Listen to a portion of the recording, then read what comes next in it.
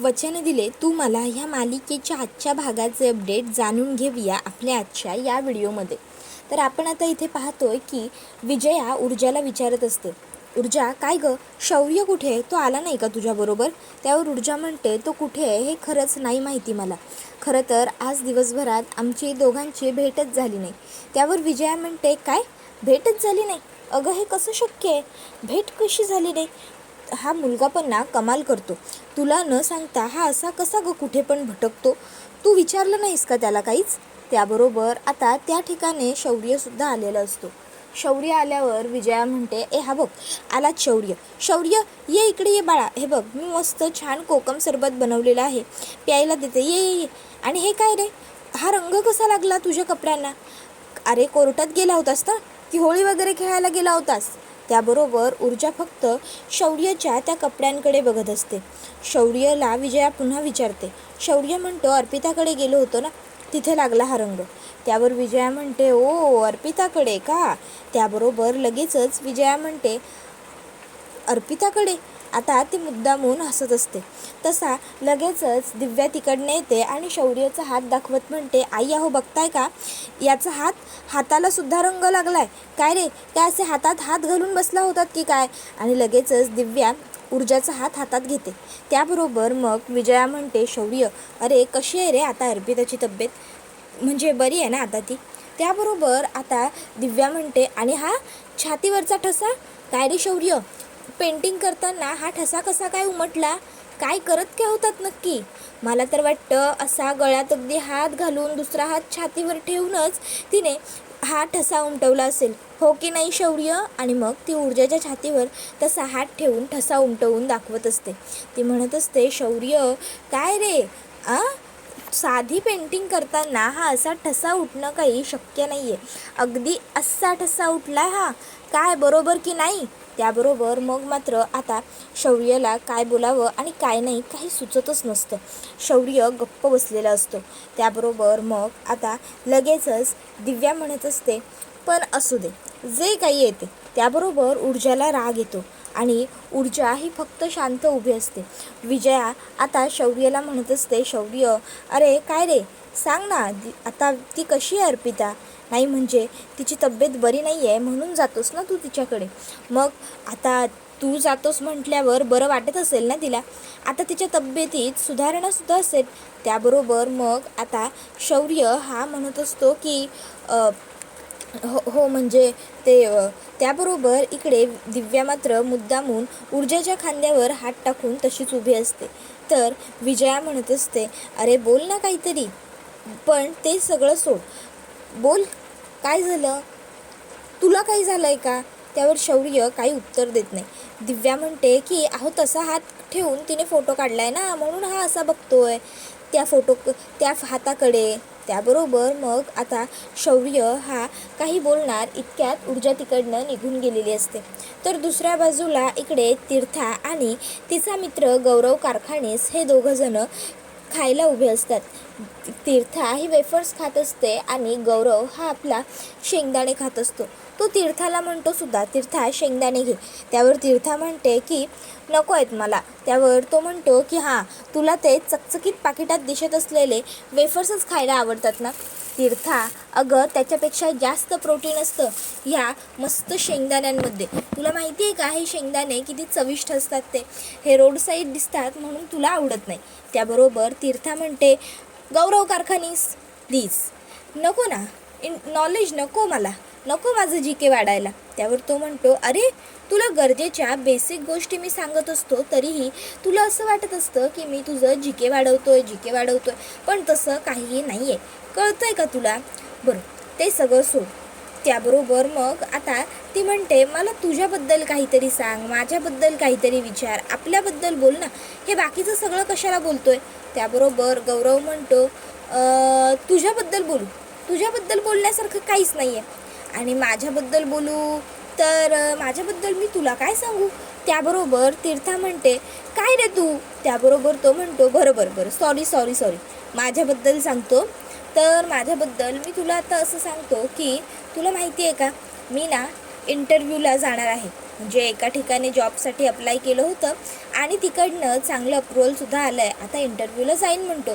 त्याबरोबर तीर्था म्हणते वा इट्स इन ग्रेट, केवढी चांगली गोष्ट आहे ही. त्याबरोबर मग ती म्हणते खरं तर ना मला पण जॉब करायचा आहे, माझ्या पायांवर उभं राहायचं आहे. गौरव म्हणतोय तुला काय गं आहे नोकरीची गरज, उगाचच एखाद्या गरजू माणसाची जागा भरू नकोस. त्यावर ती म्हणते गौरव यार असं काय बोलतोस, माझी पण इच्छा आहेच ना माझ्या स्वतःच्या पायांवर उभं राहण्याची, स्वतः काहीतरी करून दाखवण्याची. पण डॅड ह्या सर्व गोष्टींसाठी कितपत तयार होतील ते काही सांगता येत नाही.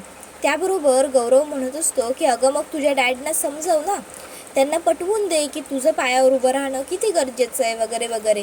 त्याबरोबर पुढे गौरव म्हणतो हे बघ, तू जर स्वतःच्या पायांवर उभी राहिलीस तर ह्या गोष्टी तुझ्याच फायद्याच्या असतील ना. माणसाने कायम स्वतःचा विचार करावा. माणूस म्हटलं की त्याबरोबर तीर्था म्हणते मला नको आहे नॉलेज आणि तिकडनं निघून जाते. तर दुसऱ्या बाजूला इकडे जो शौर्य असतो तो ऊर्जाला मेसेज करतो, हे बघ तू जसं समजतेस तसं काहीही नाही आहे, गैरसमज करून घेऊ नकोस. त्यावेळी आता ऊर्जा काहीच रिप्लाय देत नाही. त्याबरोबर मग शौर्य आता बघतो, अरे मी ऊर्जाला मेसेज तर केला आहे पण ऊर्जाने अजूनही मला काहीच रिप्लाय दिलेला नाही आहे. बाप रे, रिप्लाय नाही म्हणजे आज ऊर्जा माझ्यावरती खूपच जास्त रागवलेली दिसते. काय करू आता. त्याबरोबर इकडे आता शौर्यचा पुन्हा नवीन मेसेज आलेला असतो, आज भेटायला तरी येशील ना रात्री. त्यावेळी मग आता ऊर्जा तो मेसेज बघते आणि शौर्याला मेसेज टाईप करते, अर्पिता समजून चुकून मला मेसेज केला आहेस का. त्यावेळी शौर्याला आनंद होतो आणि तो म्हणतो अरे वा वा वा, ही रुसली आहे पण हिचं रुसणंसुद्धा किती भारी आहे ना, ही रुसतेसुद्धा किती गोड. त्याबरोबर लगेचच शौर्य हा ऊर्जाला मेसेज टाईप करतो, नाही नाही मला आहे ना माझ्या बायकोला ऊर्जालाच भेटायला बोलवायचं होतं. मग ऊर्जा इकडे तो मेसेज वाचते, ऊर्जा मला तुलाच भेटायचं आहे, येशील ना भेटायला. आता ऊर्जाने हा मेसेज वाचल्यावर खरं तर तिला आनंद होतो, पण मग ती तिचा आनंद तसाच मनातल्या कोपऱ्यात दडवून ठेवत शौर्याला मेसेज करते, नाही.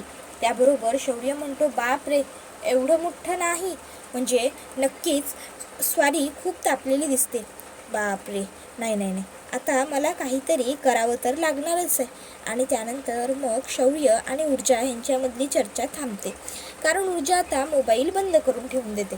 त्याच्यानंतर मग आता इकडे दुसऱ्या बाजूला पूर्वा आणि आता पद्मा ह्या दोघीजणी जेवायला बसत असतात. पद्मा म्हणते काकू अहो काय हो हे सगळं, हे एवढं सगळं बनवलं आहे तुम्ही, काय गरज होती काकू तुम्हाला एवढं सगळं बनवण्याची, कशाला तुम्ही हा एवढा मोठा सगळा घाट घालत बसलात बरं. त्यावर पद्मा म्हणत असते असू देत ग, तुझ्यासाठीच केला आहे सगळा तुझ्या आवडीचा बेत. त्यावर ती म्हणते काकू हो कशाला हे एवढं सगळं केलं तुम्ही, नाही म्हणजे आज केलं ते ठीक आहे पण परत हे एवढं सगळं माझ्यासाठी करण्याची काहीच गरज नाही आहे खरंच. त्याबरोबर मग त्या म्हणतात पद्मा अगं असं काय बोलतेस, तू आणि ऊर्जा मला काही वेगळ्या वेगळ्या आहात का, सारख्याच आहात की नाही. तुला माहिती आहे का पद्मा, जेव्हा इकडे ऊर्जा असायची ना तेव्हा मी तिच्या आवडीनिवडींचा विचार करून स्वयंपाक बनवायचे, तिला काय खायला द्यायचं काय नाही ह्या गोष्टींनुसार. पण आता जेव्हापासून ऊर्जाचं लग्न होऊन ती गेली ना तेव्हापासून तर म्हणजे माझी पार सगळ्या गोष्टींची इच्छा मेली. आता आपलं उगाच पोटात 2 घास ढकलायचे म्हणून ढकलत असते ग. पण खरंच सांगते म्हणजे ऊर्जा जेव्हा इकडे होती ना तेव्हा घराला एक वेगळं घरपण होतं. घरात सतत चहलपहल असायची, सतत वातावरण चांगलं असायचं, हशीखुशीचं असायचं. ऊर्जा काम करायला बसायच्या आधी मला म्हणायची आई मला भूक लागली आहे, मला काहीतरी खायला दे. मी काहीतरी खायला घेऊन येईपर्यंत ताबडतोब इकडे ऊर्जाचं काम सुरूसुद्धा झालेलं असायचं.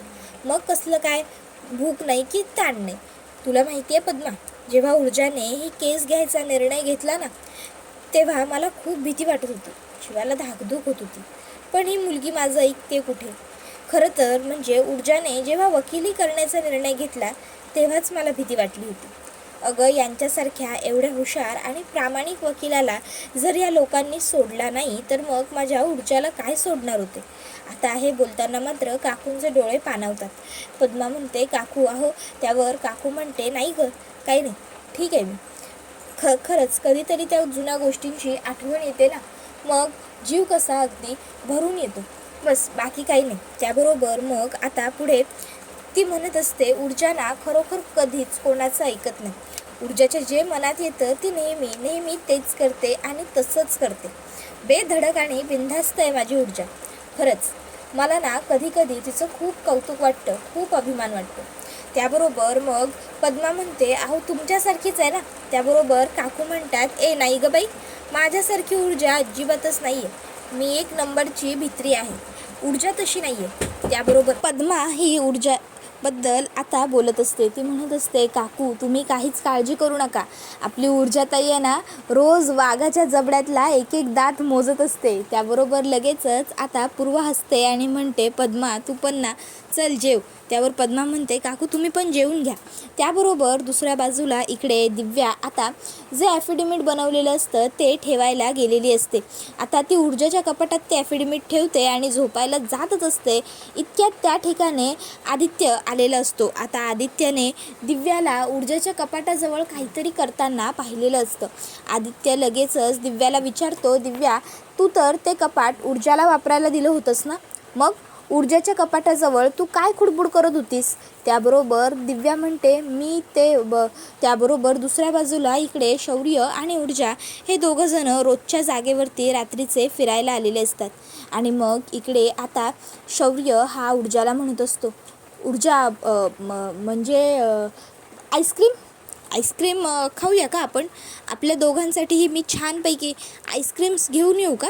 हां. त्याबरोबर ऊर्जा काहीच उत्तर देत नाही. त्याबरोबर मग शौर्य हा ऊर्जाला म्हणतो, ऊर्जा अगं प्लीज गैरसमज नको ना करून घेऊस. ऊर्जा म्हणते, मी काही गैरसमज करून घेतलेला नाही आहे. त्यावर शौर्य म्हणतो, तू रागवली आहेस का माझ्यावर? ऊर्जा म्हणते, मी रागवावं असं केलं आहेस का तू काही? त्यावेळी शौर्य म्हणत असतो, ऊर्जा अगं तूच म्हणाली होतीस ना मला अर्पिताकडे जायला. तुला आवडत नसेल तर मी मग नाही जाणार. तू दोन्ही बाजूनी कसं बोलतेस? त्यावर ऊर्जा म्हणते, शौर्य मी तुला फक्त अर्पिताच्या घरी जा, तिला मदत कर असं म्हटलं होतं, पण तू तर पार तिकडे जाऊन रमलेलाच आहेस. मग सांग ना याच्यावरती मी काय करायला हवं होतं? शौर्य आज दिवसभर तू अर्पिताच्या घरी होतास. आज तिकडे गेल्यापासून तुला एकदा तरी माझी आठवण आली का? तू एकदा तरी मला कॉल किंवा मेसेज केलास? तुझ्या मनात एकदा तरी हा प्रश्न आला का की ऊर्जा कुठे असेल, काय करत असेल? नाही आला ना? मग त्याबरोबर मग शौर्य म्हणत असतो, ऊर्जा अगं असं काही नाही आहे. ऊर्जा म्हणते, मग कसं आहे ते तू मला सांग. तू सांगशील त्याच्यावरती माझा विश्वास आहे. त्याबरोबर शौर्य म्हणतो, ऊर्जा अगं जेलसी होते तुला. त्यावर ऊर्जा म्हणते, शौर्य गप्प बसा, असं काही नाही आहे. त्यावर शौर्य म्हणत असतो, ऊर्जा अगं सॉरी ना, जाऊ देत ना. त्याबरोबर ऊर्जा म्हणते, शौर्य सॉरी ना, जाऊ देत ना म्हणजे? त्याबरोबर शौर्यला ती म्हणत असते की तू काहीतरी वागशील आणि नंतर मग सॉरी म्हणशील, याला अर्थ आहे का? त्याबरोबर मग आता लगेचच इकडे ऊर्जा ही म्हणत असते, तुझ्याशी बोलते मी. शौर्य म्हणत असतो, हे बघ ऊर्जा, खरंच माझं चुकलं. जर तुला वाटत होतं तर तू मला बोलायचं होतंस ना. आणि तसंही मी तुला कॉल केला होता फ्री झालो तसा, लगेच ताबडतोब पहिला फोन तुलाच होता. तर तू काय केलंस? तू माझ्याशी भांडलीस, तू माझ्याशी चांगलं बोललीच नाहीस प्रेमाने. मग मी तरी काय करणार होतो ऊर्जा? त्यावर ऊर्जा म्हणते, अच्छा म्हणजे मी तरीही तुझ्याशी चांगलं बोलणं तुला अपेक्षित होतं का शौर्य?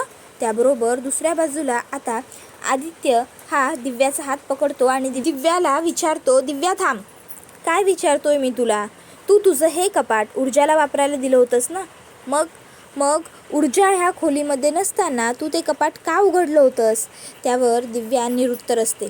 आदित्य म्हणतो, दिव्या तुझ्याशी बोलतोय मी, काय करत होतीस तू त्या कपाटाजवळ? त्याबरोबर मग दिव्या आता त्याला सांगत असते की अरे मी ते कपडे, ऊर्जाचेच कपडे ठेवत होते. आदित्य अरे तुला माहीत नाही आहे, ऊर्जाची ना लहानपणापासूनची सवयच आहे. कपडे असे अस्ताव्यस्त कसे पण ठेवायचे, कुठे पण ठेवायचे. मी तिचे ते सगळे कपडे व्यवस्थित कपाटात घडी करून ठेवले. अरे आता तिला कळायला नको का ती माझ्या खोलीत राहते? त्याबरोबर आदित्य म्हणतो, तू ऊर्जाचे कपडे नीटनेटके ठेवलेस, घडी करून कपाटात टाकलेस. दिव्या माझ्याशी खोटं बोलताना थोडा तरी विचार करत जा की तू कोणाशी आणि कितपत काय खोटं बोलते असते. दिव्या तुझ्या लॉन्ड्रीतून आलेल्या साड्या मी कपाटात ठेवतो आणि तू मला सांगतेस की तू ऊर्जाचे कपडे कपाटात ठेवत होतीस म्हणून. त्याबरोबर दिव्या म्हणते, हे बघ, मला जर सांगायचं होतं ते मी सांगितलं. आता जर तुला खरं मानायचं नसेल तर त्यामध्ये मी काही नाही करू शकत. जाऊ दे बाबा, मला काही बोलायचंच नाही आहे. त्याबरोबर आदित्य म्हणतो, 1 मिनिट दिव्या, पहिली गोष्ट, तू खरं बोलत नाही आहेस. तुला वाटत असेल की डॅडबरोबर तुझं जे काही चाललं आहे ते मला कळत नाही आहे म्हणून, तर मला तू डॅडच्या बरोबर संगनमत करून जे काही करतेस ना ते बिलकुलच पटत नाही आहे. लक्षात ठेव, ऊर्जा ही तुझी सख्खी बहीण आहे आणि तिच्याबरोबर हे असं वागू नकोस. आणि असो, मला हेही माहिती आहे की तू आत्ता मला काहीही खरं सांगणार नाही आहेस. तुला वाटतं की तू जगात खूप हुशार आहेस, पण तू ना जगातला सगळ्यात पहिला मूर्ख आहेस, समजलं? पण मी आता तुला फोर्सफुली विचारत नाही आहे. पण एक गोष्ट लक्षात ठेव, हे जे काही सुरू आहे ना ते बरोबर किंवा चांगलं सुरू नाही आहे. आणि हे जेव्हा मला सगळं कळेल की नाही, तेव्हा ना दिव्या, परिणाम खूप खूप वाईट होतील. गंभीर परिणाम भोगावे लागणार आहेत तुला या सगळ्याचे. लक्षात ठेव. आता खरं तर दिव्या आदित्यच्या ह्या रूपाला घाबरलेली असते, पण आता दिव्या आदित्यला ही गोष्ट भासू देत नाही की ती घाबरली आहे. आदित्य म्हणतो, येत आहे ना लक्षात मला काय बोलायचं आहे ते? दिव्या मात्र तशीच गप्प उभी असते. आदित्य हा ताबडतोब तिकडनं बाहेर निघून जातो. आता मात्र दिव्या मनातून तर थोडी घाबरलेली असते, पण तिला हर्षवर्धनला मदत करण्याचं समाधानही दुसऱ्या बाजूला असतं. तर इकडे शौर्यला ऊर्जा म्हणत असते, मी नाराज नाही आहे शौर्य, आणि मी उदासही नाही आहे. त्यावेळी शौर्य म्हणतो, अगं कळतंय मला, तू फक्त रुसली आहेस, बरोबर ना? आणि ऊर्जा, तू ना रुसल्यावर खूप गोड दिसतेस, खरंच एकदम कमाल ऑसम दिसतेस तू. त्यावर ऊर्जा म्हणते, शौर्य. त्यावर शौर्य म्हणतो, अगं मग दुसरं काय बोलू? ऊर्जा, ऐक माझं, हे बघ, आपण दोघं एकमेकांवर खूप प्रेम करतो आणि आपल्या दोघांच्याही मध्ये तिसरी व्यक्ती कोणीही येऊ शकत नाही, कोणीच नाही, कधीच नाही. कळतंय का तुला ऊर्जा? त्यावेळी ऊर्जा म्हणत असते, शौर्य, अरे तू अर्पिताच्या घरी एवढा वेळ गेला होतास, कॉल नाही केलास, मेसेज नाही केलास, तुला मला कळवावं असं नाही वाटलं का? त्यावर शौर्य म्हणतो, हो हो सॉरी, चुकलं माझं, मी पुन्हा असं वागणार नाही आहे ऊर्जा. पण हे बघ, आत्तापुरतं सोडून दे ना तुझा राग रुसवा. ऊर्जा, मी म्हटलं ना तू रुसल्यावर खूप गोड दिसतेस म्हणून, पण जाऊ देत ना आता. त्याबरोबर मग ऊर्जा म्हणते की तू अर्पिताकडे गेल्याने मला काही फरक पडत नाही. त्यावर शौर्य म्हणतो, ठीक आहे, मग मी एक काम करतो, नेक्स्ट टाईम जातो आणि अर्पिताला अशी मिठी मारतो. त्याबरोबर लगेचच ऊर्जा म्हणते, तू मार तिलाच मिठी, आणि उठून चाललेली असते. त्यावेळी शौर्य ऊर्जाचा हात पकडून तिला खाली खेचून बसवतो आणि म्हणत असतो की ऊर्जा, अगं बस ना, सॉरी, हे बघ तुला आवडणार नाही असं मी पुन्हा कधीही काही वागणार नाही आहे, प्लीज, खरंच सॉरी. पण याचा अर्थ माझ्या बायकोला जेलेसी होती आहे तर काय? बायको होती आहे का जेलेसी? त्यावेळी मग ऊर्जा ही शौर्यकडे बघून हसते. शौर्य म्हणतो, ऊर्जा, काय गं, जेलेसी होत असेल तर तसं सांगून तरी टाकावं माणसाने. त्याबरोबर मग मात्र आता ऊर्जा ही गप्पच बसते. त्याबरोबर लगेचच शौर्य हा म्हणत असतो की ऊर्जा बोल ना. त्याबरोबर ऊर्जा काहीच बोलत नसते. शौर्य म्हणतो, ऊर्जा, हे बघ, पुन्हा एकदा सांगतो, कायम लक्षात ठेव, माझं तुझ्यावर आणि तुझं माझ्यावर खूप प्रेम आहे. आपण दोघंजणं फक्त एकमेकांसाठी बनलो आणि त्यामुळे आपल्या दोघांच्याही मध्ये कोणाचीही येण्याची हिंमत नाही आहे. त्याबरोबर आता तोपर्यंत शौर्यच्या फोनवर अर्पिताचा फोन आलेला असतो. शौर्य विचार करतो, अर्पिताने एवढ्या रात्री का कॉल केला असेल? तर दुसऱ्या बाजूला शौर्य आता पद्माला गाठतो आणि पद्माला सांगतो की तुला माहिती आहे का पद्मा, अगं ऊर्जावर जो अटॅक केला होता तो माझ्या डॅडने हर्षवर्धन जहागीरदारांनी केला होता. आता हे कळल्यावर मग आता इकडे लगेचच दुसऱ्या वेळी जी पद्मा असते ती ऊर्जाला घरी भेटायला बोलवून घेते आणि आता ती मनात म्हणत असते की आता ताई तुझ्याबद्दल आणि तुझ्याबरोबर काय बोलायचं आहे हे मला व्यवस्थित माहिती आहे. तर ऊर्जा पद्माला विचारते, पद्मा काय गं, काय झालं, तू मला असं अचानक इकडे भेटायला का बोलावलंस? पद्मा म्हणते, ताई मला तुझ्याशी एका महत्त्वाच्या विषयावर बोलायचं होतं, म्हणूनच मी तुला भेटायला बोलवलं. ऊर्जा म्हणते, काय झालं, बोल ना पद्मा. त्याबरोबर हा व्हिडिओ इथेच संपतो. व्हिडिओ आवडला असेल तर व्हिडिओला लाईक करा, चॅनलवर नवीन असाल तर चॅनलला सबस्क्राईब करा आणि बेल आयकॉन आठवणीने प्रेस करा, जेणेकरून तुम्हाला पुढच्या प्रत्येक व्हिडिओचं नोटिफिकेशन मिळत जाईल आणि सर्व व्हिडिओंचा आनंद हा अगदी उत्तम पद्धतीने घेता येईल. धन्यवाद.